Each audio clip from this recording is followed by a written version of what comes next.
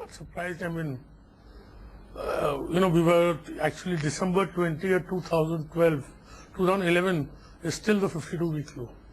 So it was on this day, I think the index made a low of 4,540. And since there we have had nearly a 33% rise, which is a good rise. And markets have gone nowhere for 3 years, 4 years. And I think the last 3 months have been very good. I think there is hope in the market that government will finally act. Interest rates worldwide are at extremely low levels. 30-day LIBOR at 25 basis points. So money being cheap, there is some kind of confidence in Europe that, at least no country is going to leave the euro for the next 6 months. We don't know beyond that. China is expected to grow better. I think American economy is also showing some signs of recovery. And here I think markets are anticipating that now the interest rate cycle has turned. We are going to have a lot of interest rate cuts next year. Despite all the pessimism the market is going through, is performing extremely well with very good breadth and all technical indicators being extremely positive. So, we have to follow markets as they are. And it didn't surprise me that, but what has surprised me that it has risen in the last 2 months, 3 months, and it just refuses to correct. So do you think we have all the ingredients of a new bull market in making? Well, we have 2 of the 3 ingredients. One is utter pessimism and, the interest rate cycle turning. I don't know how good earnings growth will be. If earnings growth turns out to be good, then surely we could be at the beginning of a good market. Mr. Jhunjhunwala, the 2003 to 2007 bull market was led largely because of earning expansion and global liquidity.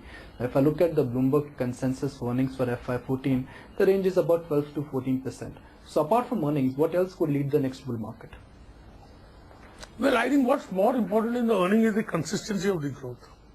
If, next year instead of 12 to 14, we get 15, 16%, and, we hope that by, say, June, July, or August, there is consensus. The year after that, there will be another 15-17% rise. I surely think markets will perform very well. Is there a case for a strong P expansion for Indian markets? Well, we don't know whether it's a case or not, but if money flows through, P will expand. And India historically had a higher P, than most Asian countries except Japan.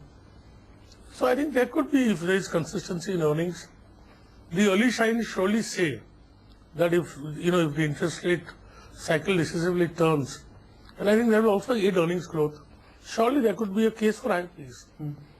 In the light of what's happening in Brazil... And let me also say, let's see, today the market consists of 2 different markets. There are 40-50 large cap scripts whose Ps I think cannot expand. Then there is one end of the market where I think there is humongous scope for P expansion.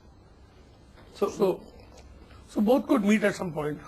So when do you think Indian markets will convincingly break out of this 4-year trading range? We've been in this 4-year range. They could next year. Convincingly trade above that? Well, I would say convinced trade is if the Nifty peak has been 6,300, and if the markets go to say 67, 6,800, and then don't go below 6,300, then I think that's a sure sign that a new bull market is in the offing. And that will take time. I mean, it may cross 62, 6,300, but to cross 62, 6,300, make a short-term top, then again test, I think it's a long process. The big event in next 12 to 18 months is that we have a general election. Do you think for the real bull market to start, we need a stable government in place? Well, it may not, it will depend on what the election perceptions are and how the situation internationally is. If the perception of the election are that a favorable government will come, markets may discount that kind of a government even before the election results. What do you make of the verdict of the Gujarat election? As expected. Is there some case now that the Indian electorate is more voting towards development? Well, one thing is very interesting in Gujarat, that he has won 80% of the seats in the urban areas and lost 80% of the seats in the rural areas. I think this has big implications for the 2014 election. What kind of implications? In the sense that there is a different conceptualization about what people want in the rural areas and what people want in the urban areas. I mean, it's not, I have not heard of a victory where people have swept 80% of the urban areas and lost 80% of the rural areas. But nevertheless, I think, I was asked this question at a function yesterday. My take of Indian democracy, I think, is that, I have read so many research reports, especially by CSA. In rural areas, there is aspiration, right? And it is those who can fulfill this aspiration of a better quality of life are those who are going to get re-elected. So more and more, I think, from caste, it's a slow process. It's not going to happen in a day. But more and more people are going to vote based on, not on caste, right?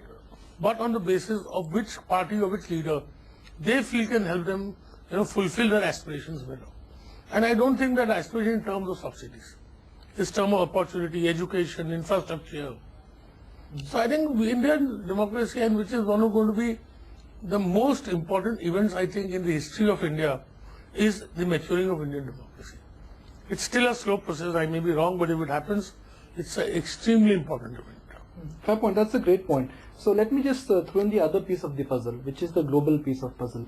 Many experts are of the view that in the light of what is happening to Brazil, China, Russia, Indian markets are clearly standing out because incrementally things will only improve for us, whereas globally things will only deteriorate. Well, see, in India's growth and the growth of the other countries is complementary. Their growth helps each other. So I'm not any expert on Brazil, China and Russia, but I don't see any reason why they should deteriorate further their markets, especially China. I don't know Brazilian, Chinese and the Russian markets. So I don't see, it's not a point in my mind that they should go up and we shouldn't or we should go up. And those things, but to my common sense, I think China should go up. China should recover. China should recover. Could that have impact on global liquidity? Money will flow into China also. There's a lot of money globally. So I think for the BRICS nations, the growth is complementary. It's not, as if they can grow and we can't grow, we can grow and they can't grow. But this year, Mr. Jhunjhunwala, Indian markets have done rather well. We can revisit the word decoupling, which we talked about in 2004, 2005. Do you think next 3 years, the decoupling theory will only get more and more pronounced? Well, see, the decoupling will get more pronounced as the size of India's economy grows. As the size of China, America, India, the emerging markets grows, I think they'll get decoupled. And we are decoupled because I know that in 2003, the Sensex was 3,000. The Dow was in 2003 higher than what it is today. And today we are at 19,000, they are 13,000. So if you look at the last 11 years, the index, or last 9 years, the Sensex has progressed from 3,000 to 19,000 and the Dow has gone nowhere. So we are decoupled. So, I don't want to get this one wrong for our viewers. Your clear view is that the golden decade for Indian economy was not the last decade, the best is yet to come. 100%, not 100%, in my opinion, 500%. Why do you say that? Because I see continuous earning growth in India. I see India growing at double-digit real, right? And I think the flow of equity into India as the size of India's economy grows, and the size of the savings grow. The size of money that will come into markets is unbelievable. So it's the overall pessimism to your mind which will continue to drive Indian markets up. There's no participation, retail investors. No, I'm not have been saying. absent. No. You are saying why I think that the bull market is ahead of me. You asked me because I think continuous earning growth and the correction of the underexposure of Indians and foreigners to Indian equity. I think there are two reasons why I feel the bull market is, and then bull markets feed upon themselves. Once you reach a level, then it feeds itself beyond reasonability, right, through the bull markets. So now that we've clearly established your long-term view, let me also understand your short-term and medium-term view. Well, if you see the screen, nobody can be bearish. Market just refuses to correct. All technical indicators are very good.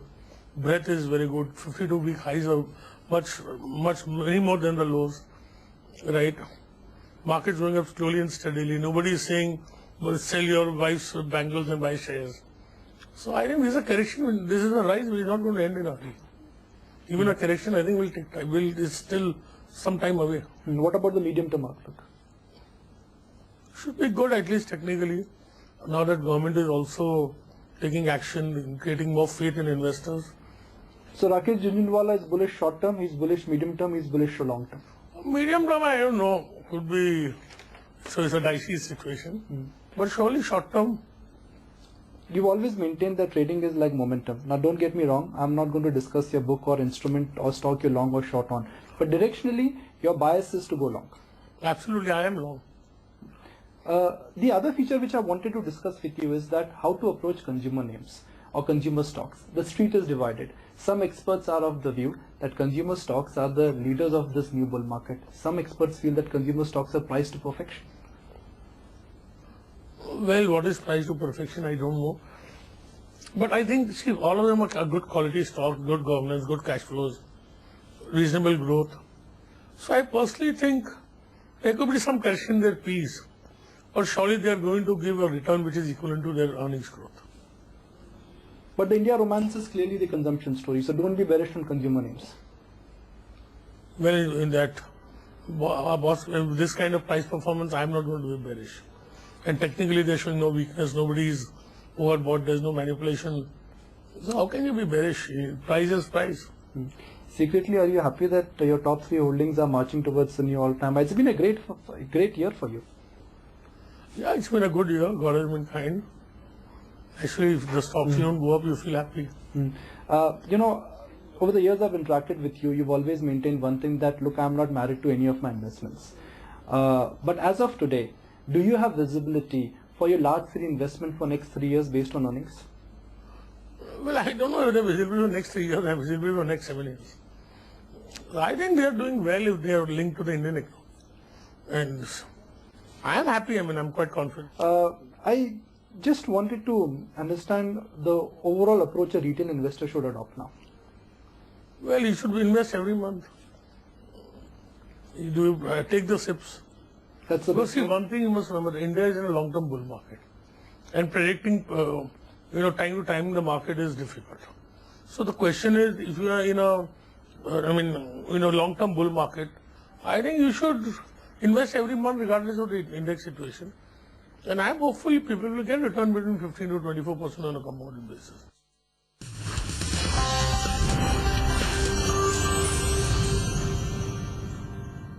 Well, I have not done the churn in my portfolio is not more than 5-7% a year. So I am holding pretty much the same stocks. I've added 5-6 of them. But it's not with, whether the bull market is going to start today or going to start tomorrow. I hope my stocks will perform well regardless of bull markets. But do you see for a stock like Titan or Lupin there is enough earnings visibility? What could be the trigger for a Titan? It's a mature business now. It's got a market cap of $6-7 billion. Well, I don't know. What will trigger negativeness? I mean, if you have 18 to 20% growth, I'm very happy. And I think seeing India's the size of the economy and the kind of areas the various companies are, and I think that kind of growth is eminently possible. Even in Lupin, which is a mature business now? It's not that mature businesses don't grow. I think Lupin is going to grow greater than 18%. 3 years ago on the same forum, you had indicated to me that Lupin deserves to be a Nifty stock. Bravo, Lupin is now a Nifty 50 stock. Do you think Titan could be the next Nifty 50 stock? Well, I don't know, but I think it certainly deserves to be. First of all, there are no retailing stocks in the index, and Titan, I think, is the retailer with the highest market cap. And it has an incredible record of performance, so I think it will in time, I feel confident. A couple of years ago, you had indicated to me that Rakesh Jhunjhunwala believes in buying mid-cap stocks which have potential to become large-cap stocks. Well, that effort is always there, but that effort also is fraught with danger. So, we try and buy. Sometimes we succeed, sometimes we don't. So let me rephrase my question. Since the most important number in Rakesh Jhunjhunwala's life is 2020, out of your existing portfolio, which is one mid-cap stock in next 8 to 10 years could be a large-cap stock? Well, I told you, why do you want to discuss my portfolio? It's not about my portfolio. There are a lot of stocks which will do well. They may not become large caps. But I think I'm confident my portfolio should do well. What has differentiated Rakesh Jhunjhunwala from other investors is that your ability to spot businesses which have predictable earnings and they go through a huge PE expansion. where to your mind there is a secular earning story in India and there is scope for a strong PE expansion, the typical Rakesh Jhunjhunwala investment style? Well, I don't want to name any scripts, but if investors search, they'll find many scripts. What's on your radar in terms of a theme then? Nothing on my radar. Whatever in my radar, I bought already. Most of the investors, they are often secretive about what they buy and what they sell. But your book is a public book. You always buy in public, you buy in your name. You never like to keep secrets, is it? No, I mean, the very secret is whatever I have to statutorily declare under the requirements of the Companies Act or SEBI requirements. I have to declare what can I do about it. And I don't want to buy shares in Benami names, and I don't want to buy shares in companies and cloud behind them. So, I mean, I do whatever is statutorily required. I have never made a disclosure in Lupin because I never owned 5%. If I buy more than 5%, I have to disclose. You've always maintained that you're extremely bullish on retail. Why is that? Because if you look at, in the next, retail grows as much as nominal economic growth. If we are going to have, say, we are going to be a $2 trillion economy, by 2020, say, we are a $5 trillion economy. So retail will be a $1 trillion business or more. I would say $1.2 trillion business by 2020. And it's only 5%, 7% organized today. So for 400 billion you go to 1 trillion. And you see 10% which is organized itself will go to 100 billion. And if instead of 10 you have 25, you have 250 billion. So the kind of growth that's possible is unbelievable. That's what makes me bullish. You're also bullish on agri because you've invested in Rallis. Yeah, but I think there is no question, but we have to raise agriculture productivity. Food demand is going up year on year, land is not available. A further urbanization leads to even lesser availability of land. And fruit it's a challenge. The only way you can do it is through technology. And India has some of the lowest yields in the world. We are using the lowest amount of agrochemicals, seeds. So there is a lot of scope, and the farmer is getting a better price. And I think as time passes, he's getting even a better price. So the volatility in Rallis numbers, that doesn't bother you? Well, I think it's a long-term secular story. Quarters come and go, it doesn't make a difference. So how often do you track your long-term portfolio? Do you get bothered, do you get perturbed about the daily volatility, monthly volatility, or you don't track that at all? I don't track all that. As long as I feel confident about the performance of the company, and sometimes I made a lot of mistakes also, right? But, I mean... Well, some themes to watch out for, some ways to invest by Rakesh Jhunjhunwala.